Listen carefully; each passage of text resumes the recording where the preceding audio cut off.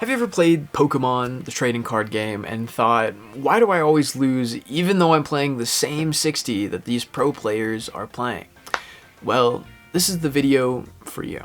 Okay, so my name's Wesley, and I've been playing the Pokemon trading card game for about 3 years now, which isn't a super long time compared to most players, but I've seen a bit of success and kind of can tell you where I can help beginners get to where I am now, which is winning quite a few more games than I am losing, especially to newer players.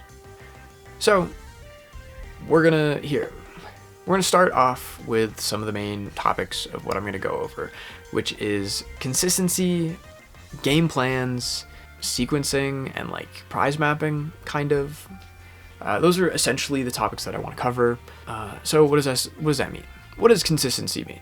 Well, it's essentially just practicing. You do have to practice this game to get better at it, as most things do. But it's more than just practicing it. It's just whenever that you play the game, pick something and do it consistently. What does that mean? It doesn't mean play the same deck and do the same thing every time. Will you get better at that one deck? Yes. And will you get better at the game? Yeah, probably. But more so, you want to pick a consistent strategy and then get better at that strategy until you kind of understand other strategies. And then if you solve all of the strategies of Pokemon, you can usually play around their strategy with your strategy to win your matchups. And I know that sounds, probably said strategy a few too many times, but it'll make sense eventually. So, what do I mean by strategies? So, in the Pokemon trading card game, there's a few different strategies of how to win a game. Not only are there different win conditions, but there are different ways to sort of play the game. You might have heard of a control deck, or a stall deck, a mill deck, a aggro deck, a mid-range, aggressive, control-ish, any jack-of-all-trades deck.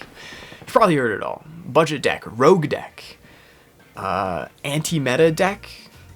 There's all sorts of different things, especially different strategies. There's casual decks, there's theme decks, there's all that. So, what does that mean? Basically, each of those archetypes, deck archetypes, strategy archetypes, have various game plans. And you want to figure out what that game plan is, execute it to win the game. So, I'm going to pick a deck. Let's say Goldango, for example. It's a aggressive deck that has the ability to one-shot everything, and its general game plan is to kill what's in the active spot and win the game by taking prizes faster than your opponent can. How does that work? Well, usually you put down a Gimmighoul, you evolve it to a Goldango, you attach a Metal Energy to it, you draw a lot of cards, you get a lot of energies in your hand via Earthen Vessel or naturally drawing into them, and then you use the attack, which you can discard energies from your hand to do more damage. And then the more energies you discard, the more damage it does, the more the thing gets KO'd. What are some of the advantages of Goldango? Well, it's quick, it's effective, it's pretty straightforward. So, how do you learn how to play the deck? Well, think of your routes. Think of your turn-by-turn sequence of how you're going to do those things, how you're going to get your energies into your hand, how are you going to draw lots of cards, how are you going to get a Goldango in the active with an energy attached, how are you going to get the energy back to do it again and again. So those are the specific things that you need to think about during your turn to progress your prize map, to progress your game state, to progress through the game to win. And you just need to figure what those things are specifically for your strategy. And then once you have solved that, then you know how to play that deck. You can solve what you can do turn by turn. Occasionally, what happens if your game plan isn't going according to plan? How do you fix that? How do you pivot your game plan? Some decks have more than one game plan. Sometimes the game plan is to have more cards in deck than your opponent, so that when you guys both do nothing, they deck out first. It is a real situation. So, those are your game plans, those are your strategies, that's how you do them. Another thing is win conditions. There are, I think it's three technically win conditions in Pokemon. The first one is take all of your prize cards before your opponent can. Simply put, KO their Pokemon, take the prize cards, win the game. The next win condition is deck out. What does that mean? It means if your opponent can't draw a card to start their turn, they lose. I.e., they have no cards left in their deck. They lose.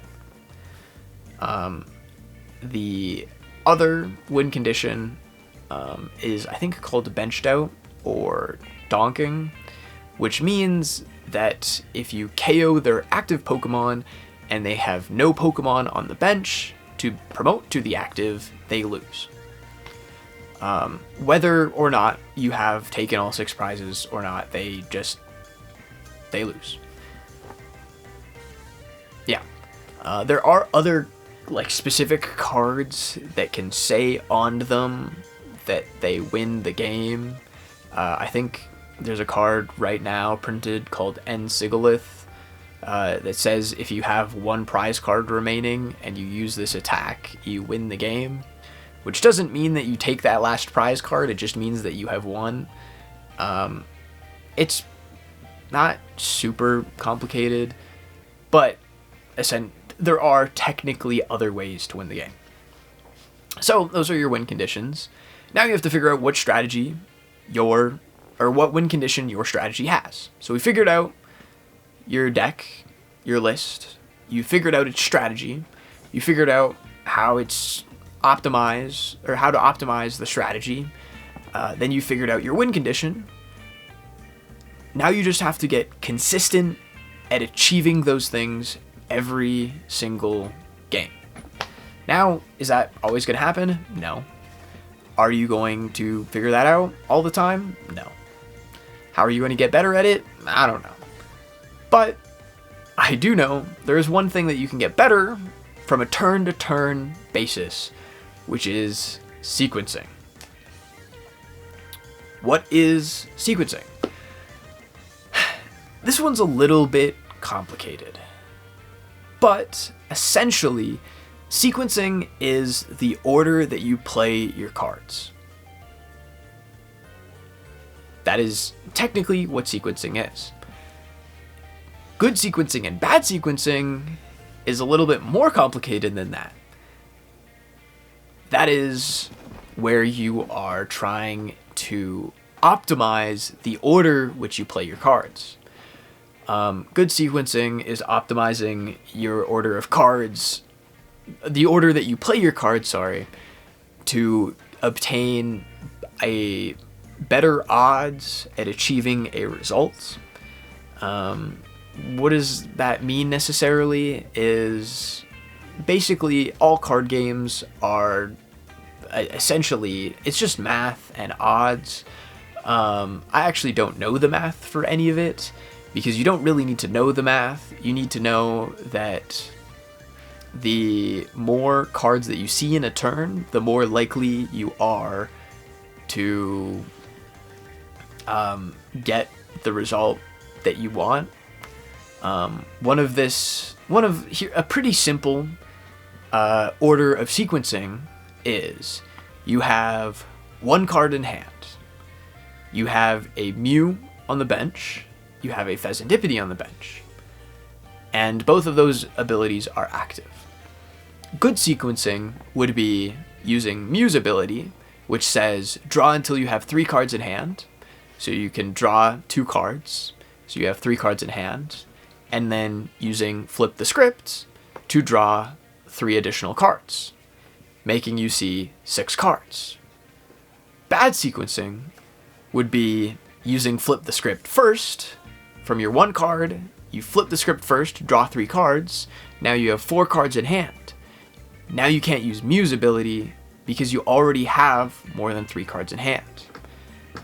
It's pretty a simple explanation, or a pretty simple situation to know what is optimized. It gets a little more complicated when you factor in supporter cards and search cards, because there are, for example, you want to find an energy card in your deck. You have Pheasantipity, flip the script, it's active, so you can draw 3 cards whenever you want for your turn. And then you have in your hand 1 card, which is Arven. Arven itself cannot find you an energy card. You can use Arven to search for a card in deck that can find an energy card, for example, Earthen Vessel. But let's say in this situation, you don't have any of those cards in decks, but you do have an item card and a tool card in your deck. What you can do in this situation, it is more optimized to, I guess it's difficult to say, but basically you have, okay, let's just say you got nothing but Ultra Balls in the deck, 4 energy, and tools, whatever. Basically, you have no outs to drawing more cards, you have no outs to searching for the energy, you just have to raw draw into it. You should play your Arven so that you can thin out 2 cards that aren't the energy in the deck, so that your chances of drawing into energy go up, because those 2 cards that are now in your hand, you can't draw them because they're not in your deck. And then when you flip the script, you have a higher chance of drawing into an energy than you would have had you not played the Arven to thin out the 2 cards. That's another thing. I think the order of the general order, though, for sequencing is you want to play your draw cards first. So anything that draws you cards, you want to play that first. Then you want to play your I think they're called like look at cards. For example, your Pokegear 3.0, that is look at the top 7 cards, find a card there, and then put it to the bottom. And then last is your search cards. But these are only if you're like trying. This order is mainly if you're trying to get multiple good cards out of your sequence of events. For example, if you needed 2 energy and wanted you wanted 2 energy, you have your flip the script and an Earthen Vessel. No, an energy search, for example, I guess, whatever. You want to flip the script first because you want to keep the energy that you're going to search out into the deck, so that you have, it's more like it's still in the deck for you to draw into instead of taking it out of the deck, which guarantees it, but you are going to guarantee it anyway, just so you flip the script first and then you search out the other one, because then you're more likely to draw into one if there's like 2 in the deck, if that makes sense. That's my interpretation of sequencing, and that's how you get better at it, is practicing sequencing, is optimizing your hand and playing things in the correct order to try to get the most out of your hand. Yeah, that's how to sequence. And essentially, those are the key skills that you want to get better at when you are starting the Pokemon trading card game, if you want to go competitive, to try to get better, to try to win more games. Yeah. Next up, next week, next video, I got a plan for you guys. Next week, we're going to go over the biggest mistakes that beginners make in playing in like the competitive Pokemon TCG. So this video was about skills to get better at and things that you should look out for when you're playing the game competitively. And next week we'll be at making like what are the biggest mistakes that beginners make without, I don't even know, because we kind of went over that. So yeah, this video is sort of some tips about how to get better at the trading card game, the Pokemon trading card game, from a general standpoint without getting super in-depth into specific decks per se. Another thing that you should look into is your matchup spreads and what tech cards are versus in your deck building situation. Yeah, next video I'm going to talk about some of the mistakes that people make, especially in deck building and sequencing results, i.e. playing like a supporter too early, for example, or not thinning your deck. Some of those kinds of mistakes and how to maybe avoid them. But right now, this is what we got. So I'll see you guys in the next one. Don't forget to like and subscribe, please, if you like these videos. I'm going to try to get better at them. I promise. Peace.